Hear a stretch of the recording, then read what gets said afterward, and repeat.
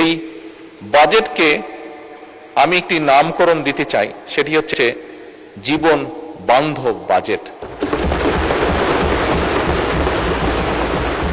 শুরুতেই আমি প্রথমেই আজকে আমার সকল সংসদ সদস্য সহকর্মীবৃন্দকে ধন্যবাদ জানাতে চাই।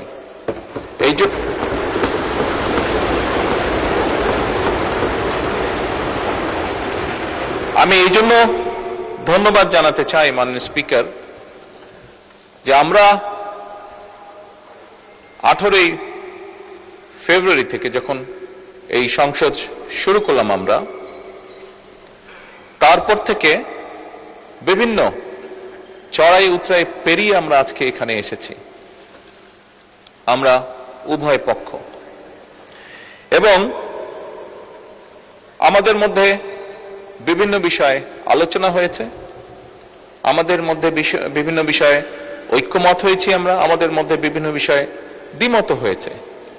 কিন্তু তারপরেও আমি মনে করি, দৃঢ়ভাবে আমি আজকে এখানে দাঁড়িয়ে বিশ্বাস করি যে আমরা মনে হয় দেশের মানুষের সামনে একটি আশা তুলে ধরতে পেরেছি।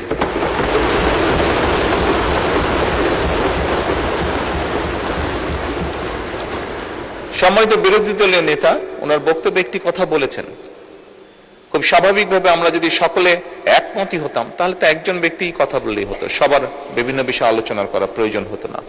আমরা বিভিন্ন বিষয়ে আলোচনা করেছি, আমরা মতামত এক্সচেঞ্জ করেছি, ওপিনিয়ন এক্সচেঞ্জ করেছি আমরা, কিন্তু তারপরেও আমার মনে হয় ধীরে ধীরে আমরা জাতির সামনে মনে হয় একটি আশার আলো তুলে ধরতে সক্ষম হয়েছে।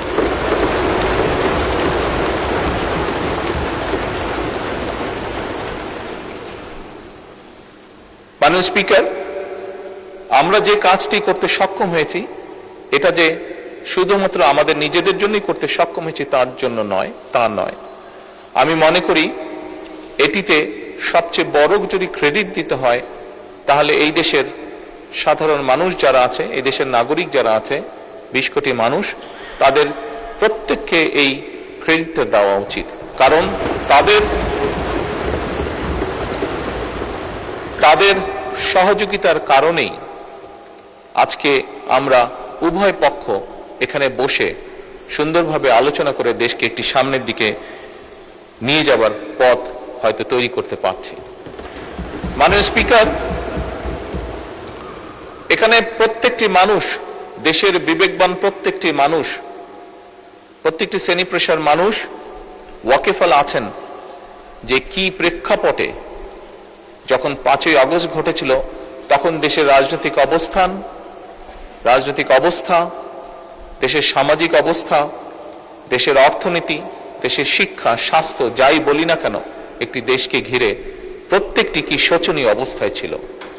সেখান থেকে পর্যায়ক্রমিকভাবে আমরা দেশে একটি গণতান্ত্রিক অবস্থা তৈরি করতে সক্ষম হয়েছি, যেখানে সংসদে বসে প্রত্যেকটি সদস্য, রাজনৈতিক দলের সদস্যই হোক, ইন্ডিপেন্ডেন্ট বা স্বতন্ত্র সদস্যই হোক না কেন, প্রত্যেকটি সদস্য বসে সিভিলাইজড ওয়েতে, সভ্যভাবে আমরা দেশের মানুষের স্বার্থ নিয়ে আলোচনা করছি এবং সিদ্ধান্ত গ্রহণ করছি। আমরা সেজন্যই আমি সকলকে আবার আন্তরিকভাবে ধন্যবাদ জানাতে চাই। মাননীয় স্পিকার, স্বাভাবিকভাবেই দেশের আইন কানুন, রাষ্ট্র ব্যবস্থা, সরকার ব্যবস্থা, সংসদীয় ব্যবস্থা, যেভাবে যেটাই বলি না কেন, আজকে যে কারণে আমরা সকলে এখানে একত্রিত, সেটি হচ্ছে বাজেট উপস্থাপন। খুব স্বাভাবিকভাবেই রাষ্ট্র ব্যবস্থায় বাজেট একটি অত্যন্ত গুরুত্বপূর্ণ বিষয়। মাননীয় স্পিকার, সংসদের সময় অত্যন্ত মূল্যবান। আমরা দেশের অতীত, বর্তমান, ভবিষ্যৎ নিয়ে অনেক আলোচনা করেছি, অনেক বক্তব্য রেখেছি। অতীত কি হয়েছে, ভালো মন্দ কি হয়েছে, আমি সেই ডিবেটে আর যাব না। আমাদেরকে অবশ্যই সামনে চলতে হবে, আমাদেরকে অবশ্যই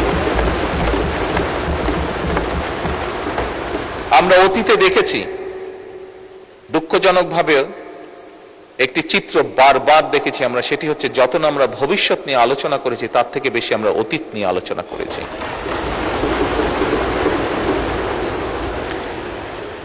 মাননীয় স্পিকার, আমি মনে করি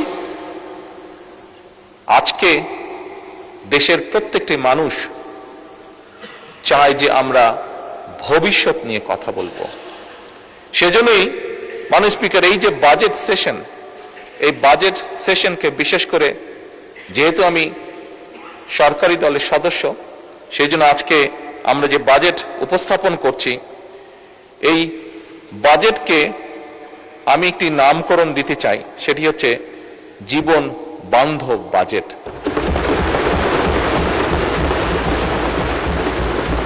মাননীয় স্পিকার, বাস্তবতা হচ্ছে খুব স্বাভাবিকভাবে যেহেতু বাজেটটি সরকারি দল উপস্থাপন করছে, আমরা স্বাভাবিকভাবেই চেষ্টা করব যে একটি সুন্দর, একটি স্বাভাবিক, একটি বাস্তবমুখী বাজেট উপস্থাপন করার জন্য। আমি বুঝি, আমি জানি, আমরা যে যত সুন্দর বাজেটই উপস্থাপন করি, যে যেটাই বলি না কেন, আমার মনে হয় এই কথাটিও বোধহয় মাননীয় বিরোধী দলের নেতা বলেছেন, যাই আমরা উপস্থাপন করি না কেন সবকিছু কোনটা দিলেই যে সবকিছু একদম ঠিক হয়ে যাবে তা নয়, তা নয়। বাস্তবতা অনেক কঠিন। তারপরে বিভিন্ন বিষয় বিবেচনা করে মাননীয় স্পিকার, যে বাজেটটি আমরা এখানে উপস্থাপন করেছি সেটি অবশ্যই আমরা চেষ্টা করেছি আমাদের সর্বোচ্চ দিয়ে, আমাদের সর্বোচ্চ